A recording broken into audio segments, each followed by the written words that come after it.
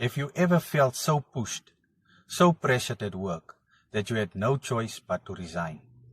That, in law, could be what's called constructive dismissal, and it's more common in South Africa than you think. At Labour and SA, we make labour law simple, practical and affordable for every worker and business.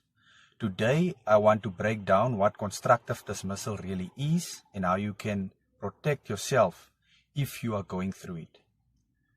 According to the Labour Relations Act, constructive dismissal happens when an employee resigns because the employer made the working conditions so intolerable that you simply couldn't stay. But here's the truth. It's not enough to just say, I was unhappy at work. The law requires you to prove it. 1. Your working environment was made unbearable by your employer's conduct. 2.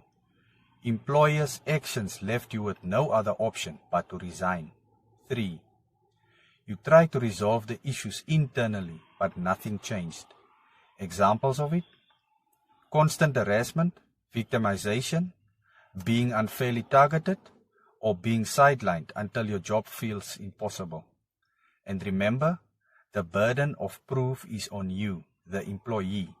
That's why preparation is everything. So if you are thinking of resigning because your workplace has become intolerable, don't just walk away quietly. Know your rights. Document everything. And let us guide you through the process to build a strong case. At Labour and SA, we stand with employees as well as businesses to make sure the law is followed fairly.